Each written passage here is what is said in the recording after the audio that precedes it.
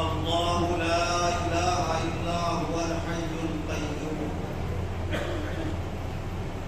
حضرات علماء کرام و معزز حاضرین، قرآن عظیم کی مشہور آیت کریمہ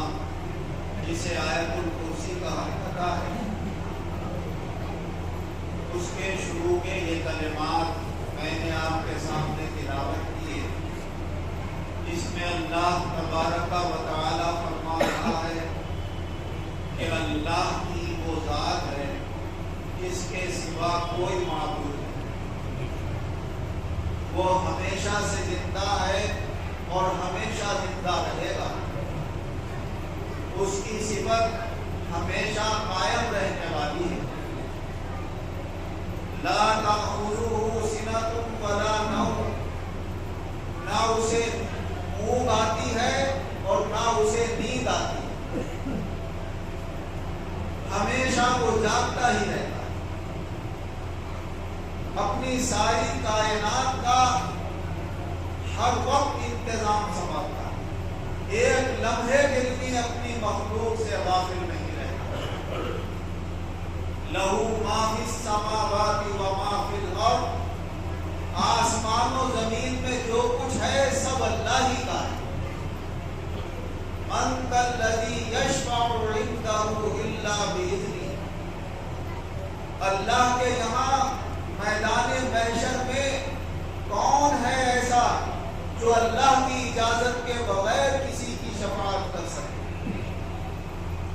یعلم ما بین ایدیہم وما خلفہم، جو کچھ لوگوں کے سامنے ہے وہ بھی جانتا ہے اور جو لوگوں کے پیچھے ہے وہ بھی جانتا ہے، یعنی جو کچھ سب کے سامنے کیا جائے اللہ اس سے بھی واقف ہے، اور جو چھپ کر پردوں میں کیا جائے اللہ سے وہ بھی ڈھکا چھپا نہیں ہے، اللہ کو ہر بات کی خبر ہے۔ وَلَا يُحِيطُونَ بِشَيْءٍ مِّنْ عِلْمِهِ إِلَّا بِمَا شَاءَ، اللہ کا کتنا علم ہے، سارے علم کو کوئی نہیں جانتا،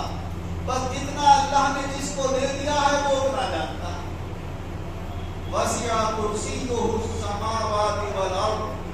اس کی کرسی یعنی اس کا قبضہ اور اس کی قدرت اور اس کی حکومت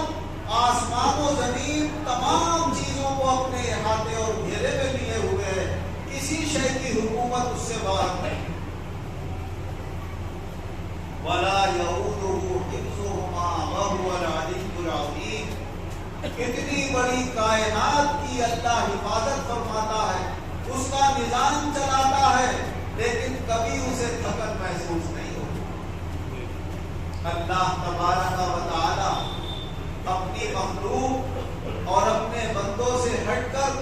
اپنے صفات اس آیت میں اپنے بندوں کو بتا رہا ہے۔ یہی اس آیت کا آخری حصہ، اس کے اوپر ہم غور کریں کہ کوئی کتنا ہی طاقتور ہو، اگر اسے کسی بڑے کام کی ذمہ داری دے دی جائے اور وہ اس کام کو کرتا رہے تو 4 گھنٹے میں، 8 گھنٹے میں، 10 گھنٹے میں، دن 2 دن میں تھکن محسوس کرنے لگتا ہے، آرام چاہیے اسے، لیکن اللہ فرماتا میں اتنی بڑی کائنات کی ذمہ داری سنبھالتا ہوں، سب کا نظام چلا رہا ہوں، اور اس کے باوجود نہ کبھی تھکن محسوس ہوتی ہے، نہ کبھی اونگ آتی ہے، نہ کبھی نیند آتی ہے، ہر وقت ہمیشہ سے ایک ہی اس کی صفت ہے اور ایک ہی صفت پر وہ قائم ہے، اور اسی ایک ہی صفت کے ساتھ بے شمار اپنی شان ظاہر فرماتا ہے۔ کل یوم ہوا فی شان، ہر دن اس کی قدرت کا ایک نیا نمونہ سامنے آتا ہے اور ہر شان کا نیا جلوہ دیکھنے کو ملتا ہے۔ اس مبارک آیت میں اللہ تبارک و تعالی نے ایک کلمہ ہمارے سامنے یہ بھی بیان فرمایا، من ذا الذی یشفع عندہ الا بإذنہ، کون ہے جو اللہ کی اجازت کے بغیر کسی کی شفاعت کر سکے، کسی کی سفارش کر سکے؟ اور حافظ قرآن کے بارے میں اللہ تعالیٰ نے یہ اجازت دے کہ اے حافظ قرآن، تو اگر قرآن اور حدیث کے مطابق عمل کرتا رہے گا، اپنا ایمان قائم رکھے گا، تو جنت میں جائے گا ہی اور جنت کے اونچے مقامات बुलंदियां और मर्तबे हासिल करता चला जाए। और एक मर्तबे से दूसरे मर्तबे का फासला इतना है जितना जमीन से आसमान का फासला। कुरान अजीम की तकरीबन 6666 आयतें हैं, वो 6666 आयतें तिलावत करेगा और इतने ऊंचे मर्तबे के ऊपर फाइज होगा। और फरमाया ये बाअमल हाफिज कुरान अकेला नहीं जाएगा जन्नत में, अपने खानदान के 10 ऐसे आदमियों को लेकर जाएगा जिनके लिए दोज़ख का फैसला हो चुका होगा। अल्लाह ने उनके गुनाहों की वजह से, उनकी गलत खराब बातों की वजह से उनके लिए दोज़ख में जाने का फैसला कर दिया होगा। मगर जब हाफिज कुरान कहेगा है मौला ये मेरे खानदान के लोग हैं, तेरा तो फैसला अपनी जगह है, मगर तेरा ये भी तो फैसला है कि मैं 10 आदमियों को अपने खानदान के जन्नत में लेकर जाऊंगा, उस फैसले के बदले तो इनको जन्नत में लाने आगे तो अल्लाह ताला फरमाएगा ले जाओ अपने साथ ही लेकर। और अगर अल्लाह का करम हो, हाफिज होने के साथ साथ आलिम बाअमल भी हो, तो हुजूर सल्लल्लाहु अलैहि वसल्लम ने फरमाएगा कि मेरे बाद उम्मती तो ऐसे होंगे जो अपने साथ जन्नत में पूरे कबीले को लेकर जाएंगे, पूरे खानदान को लेकर जाएंगे। बाद ऐसे होंगे जो पूरे मोहल्ले को लेकर जाएंगे। वो कौन होंगे? हाफिज कुरान भी होंगे, आलिम बाअमल भी होंगे। तो अल्लाह तबारक व तआला पूरे खानदान की उसके जरिए से मग़फ़िरत फरमा देगा। और किसी पर अल्लाह का करम हुआ है, वो हाफिज कुरान भी हुआ, आलिम बाअमल भी हुआ और अल्लाह का वली भी हो गए। जैसे हज़रत गौसे आज़म शेख अब्दुल कादिर जिलानी रहमतुल्लाह अलैह हाफिज भी हैं, आलिम भी हैं और अल्लाह के वली हैं और वलियों के सरदार हैं। न जाने कितने लोगों को अपने साथ जन्नत में लेकर जाए।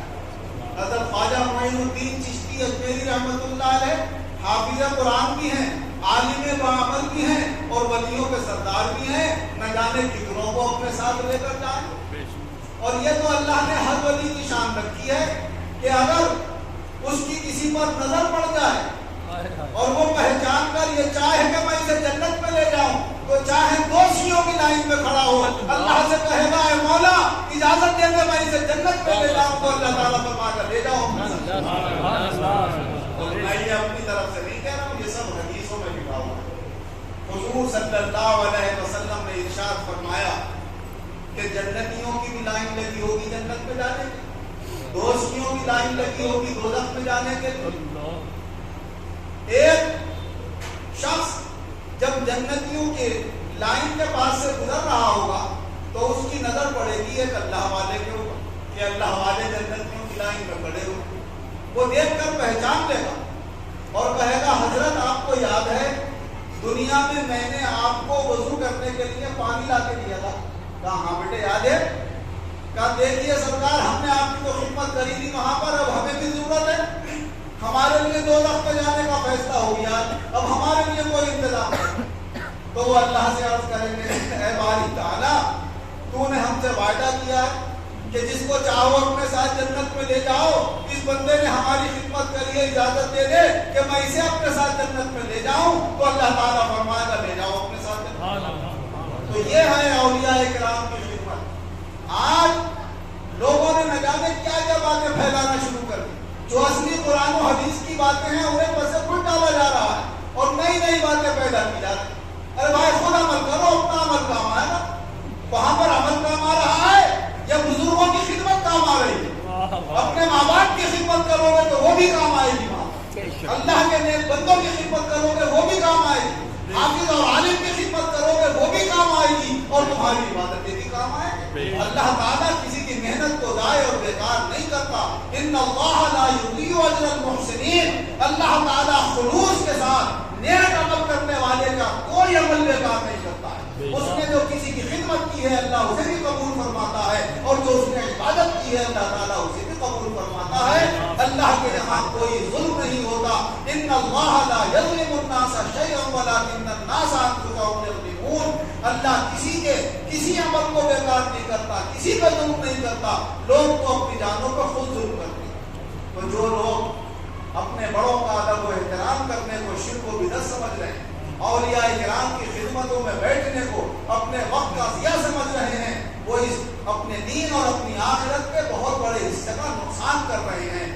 جو دونوں راستے لے کر چل رہے ہیں، ایک طرف اللہ کی عبادت بھی ہے اور ایک طرف اپنے بزرگوں کا ادب و احترام اور اپنے بڑوں کی خدمت بھی ہے، ان کا زیادہ آخرت کے اندر کمال اور اونچا مقام ہوگا۔ اگر ایک عبادت ان کی مقبول نہیں ہوئی تو اللہ دوسری سے ان کا کام بنا دے گا، اور جن کی ایک اپنی عبادت قبول نہیں ہوئی اور وہ اس کو بھی حق نہیں سمجھتے تھے کہ اپنے بڑوں کا احترام کرے اور ان کی خدمت کرے، تو پھر وہ نہ ادھر کے رہیں گے نہ ادھر کے رہیں گے، نہ ان کا خود عمل کام آئے گا اور نہ دوسرے ان کی سفارش کرنے والے ہوں گے۔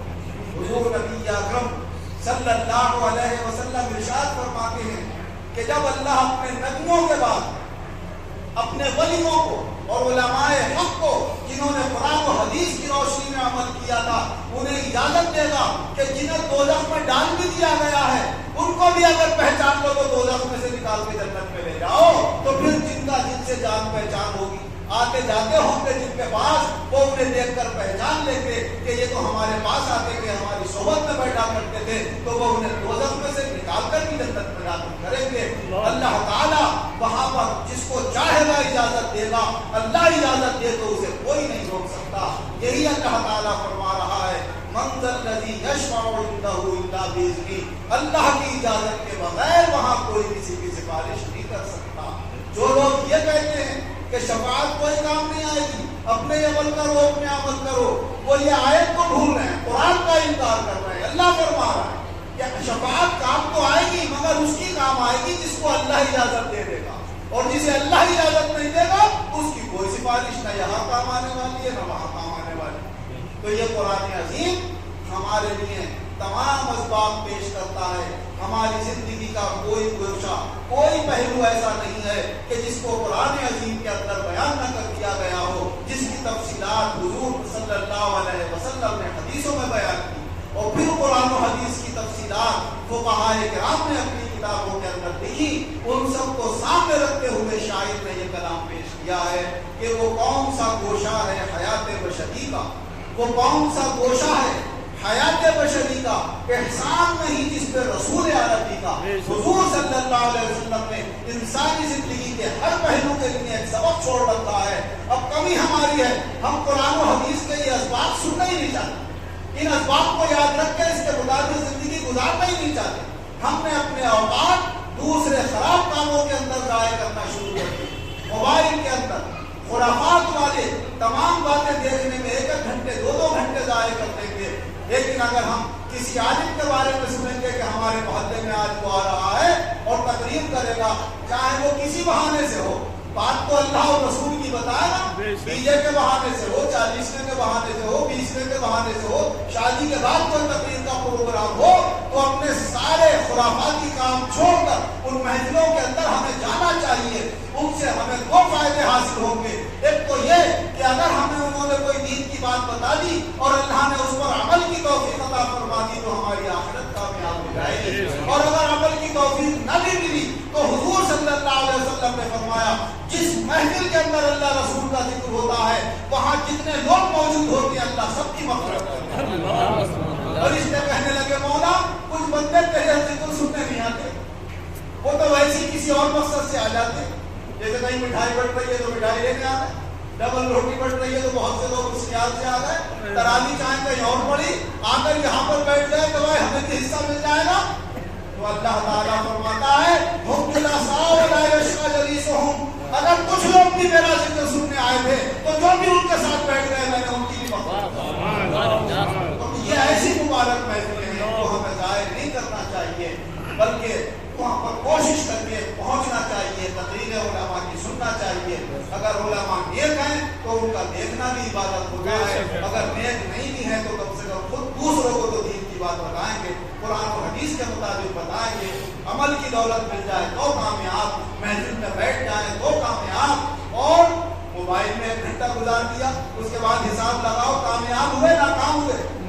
آدھی رات گزار دی خرافات کی خراب باتیں دیکھنے میں، اس کے بعد اپنی زندگیوں کا ذرا جائزہ تو لو کہ ہم نے اپنی زندگیوں کے کتنے دن کتنے گھنٹے کتنے مہینے بیکار ضائع کر دیے، جس سے ہمیں کوئی فائدہ نہ یہاں پر ملنے والا ہے نہ آخرت میں ملنے والا ہے۔ اگر تھوڑی دیر ہم نے اللہ اور اس کے رسول کے ذکر کے اندر گزار دیا تو وہ یہاں بھی کامیاب کام آئے گا اور آخرت میں بھی کامیاب۔ واہ اللہ کا کرم ہے ان اللہ کے بندوں پر جو اس رمضان मुबारक के महीने की कदर कर रहे हैं, कुरान अजीम पढ़ रहे हैं, सुन रहे हैं, तरावी पढ़ रहे हैं, रोजे रख रहे हैं। अल्लाह ज़्यादा से ज़्यादा हमारे मुसलमान मर्दों औरतों को ये दौलत अता फरमाए और इसकी तौफीक अता फरमाए। और जहाँ जहाँ भी कुरान अजीम पढ़े गए, सुने गए, शीरीनियाँ तकसीम की गई और भी नए काम किए गए, अल्लाह रसूल का जिक्र किया गया, नसीहत की बातें की गई, अल्लाह इन सारी इबादतों को हमारी गलतियों से पाक फरमा कर अपनी बारगाह में कबूल फरमा।